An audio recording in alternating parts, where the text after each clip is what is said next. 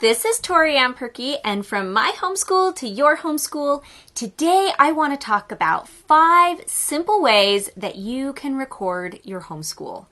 So there's a lot of conversation in the homeschool world about planning, about deciding what you're going to do, getting all set up. I don't know that we spend quite as much time talking about recording.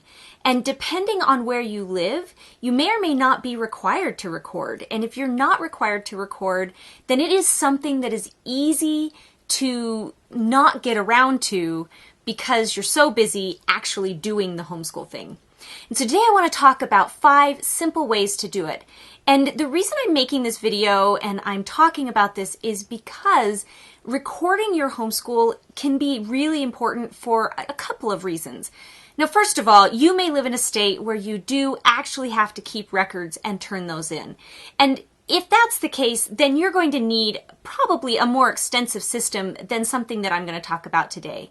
But there's a lot of places where that is not required. So why else would you record your homeschool? Well, first of all, when you record your homeschool, it gives you a place to go back and look on those days or even those weeks when you're thinking, why am I doing this? Why am I putting myself through the stress and the struggle and the frustration? And or you're thinking, I'm failing at this, I'm not doing well, we're not making any progress.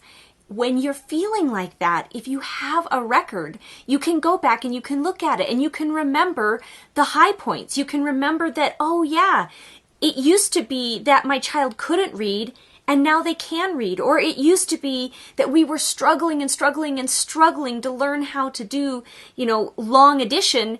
And now my kid is way past that. Whatever it is that you have progressed through, a record helps you remember, because we as human beings are really bad at remembering. We think we'll remember, but we don't. So having a record helps you do that.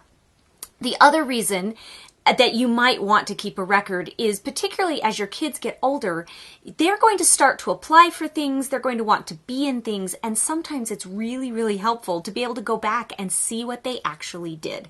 And because, again, your memory is fallible, which means that it will be helpful if you have something to reference. But having said that, we need to keep record keeping simple. Otherwise, you can go crazy trying to keep up with the planning and the doing and the record keeping. So now we're going to get into 5 simple ways to do record keeping. You ready? All right. Number 1, get a journal. Doesn't have to be fancy. It can be the cheap one that you picked up at the discount store, or it can be a nice leather-bound one, whatever, and just jot down a few things as many times a week as you can remember to do it. You might want to set an alarm on your phone or something. And I'm not talking about pages and pages of journal entry. It could simply be the highlight of the day, or one thing you noticed, one success, one thing you wish you'd done differently. So it's more of a reflective journal than otherwise. Now, you can keep a journal like that in paper form, like I said, or you can also keep it on your phone. You could put it in a Google Doc. You could put it in any one of those record-keeping systems that store it up in the cloud. And then you just add a little bit every single day, or as often as you remember. So the first suggestion I have is to do some kind of just mini journal. Remember, we're going to keep this simple. Okay, number 2, the second thing that you could try is take a picture every day with cameras in our pockets and in our hands all day long, because let's be honest with one another. We're all kind of have our phones with us all the time. It's so easy to take a picture, and it doesn't have to be an Instagram worthy picture. It's a picture of whatever you happen to do that day. Maybe it's a picture of the mess after the activity was over. Maybe it's the finished art project. Maybe it's the messy hands. Maybe it's just the kids sitting on the couch reading, or maybe it's just a selfie that you take with you and your kids as you're driving in the car. If you take a picture, then you start to have a record of just the dailiness of homeschool and all of the things that go along with that. And then you can store those in the cloud again, or you can put them on one place on your computer hard drive, and you can just go back through those, and they can be a recollection of the memories that you've made throughout your homeschooling. So that's number 2. Take a picture as often as you can, possibly every day. All right, number 3, the third easy way to do a simple record keeping is to make comments on your lesson plan. So if you have somewhere that you're keeping track of what you want to do every day, then in the margins or down if there's a space provided, you're just going to jot down again, how did things go today? Well, Johnny read 4 letters, or I was really excited because we actually had an activity where everybody had a good time. Whatever it is, you're going to just jot a few thoughts. It's similar to number 1 with the journal, except that it's put in the lesson plan. It's combined with the planning. So you can go back and you can see not just what you did, but also what you had planned to do. The bonus of this particular system is that you can often see how maybe the plan for the day didn't necessarily line up with what actually happened, but maybe it was still a good day. So, and maybe it wasn't. And if it wasn't a good day, jot that too, because part of the process of record keeping is to see the good, the bad, and the ugly.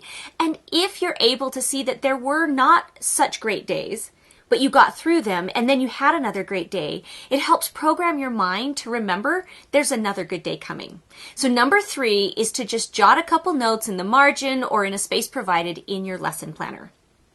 Number 4. The fourth way to do some easy record keeping in your homeschool is to do video or audio. So you get your phone out and you push the little record button on the audio record app that you can put on your phone, and you just take a journal that just you talk for a few minutes about the good and the bad and everything in between. Or you take a video of some of the things that are happening during the day with you narrating in the background. Another way to handle this is to actually hand the phone over to your child or your children and say, hey, just talk today about what happened. Give a couple sentences. Again, we're not making this to be a movie. You're making this as a record, as a keepsake. And one of the benefits is that audio and or video capture so much more than words. They capture personality. They capture the tone of the voice. They capture the stages that your child is in. It's kind of like a big trove of family history all squished into that little homeschool package. And because homeschool does actually bleed into all parts of our lives, you'll actually actually end up capturing what is going on a regular basis just in your home. And again, we're not doing this all the time. We're doing this whenever you remember. And if it's important to do it regularly because you do want that record, set a reminder on your phone or something like that to help you remember you just want to put 5 minutes into this at some point during the day. So number 4 is actually to use video or audio and then to store that somewhere in one place where you can find it.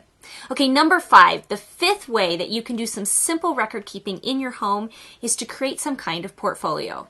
Now, when I say portfolio, sometimes what happens is we think about the kind of portfolio that has to be turned in, which means that it will be beautifully decorated and all formatted and in order, and that is not what I'm talking about.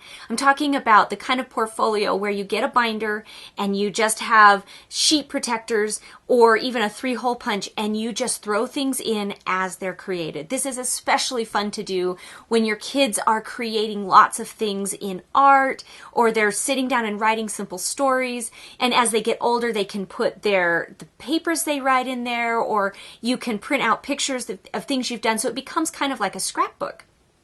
Or even simpler, and so I guess I think of this as a portfolio, but I think of it as a vertical portfolio rather than as a book, is to get a bin, and as people in your home, as children create things, to put them in the bin. And you store it archaeologically. So if you want to be able to go through and see when that program happened or when that child made that art project, what's at the top will be what was created most recently, and then you go down from there. And you just store things. And again, don't store everything, right? Prolific artists, prolific writers, you can't store everything. But you're going to store the things that have meaning.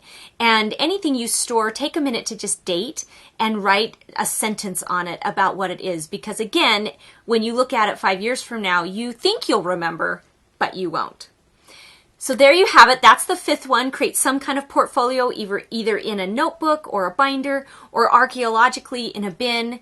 5 ways to do simple record keeping, because when you keep records, you remember. And when you remember, you are able to have a better perspective. You're able to have a healthier attitude about your homeschool. And you'll also be able to look back and remember and enjoy all of the good experiences that you are slowly accumulating on your homeschool journey.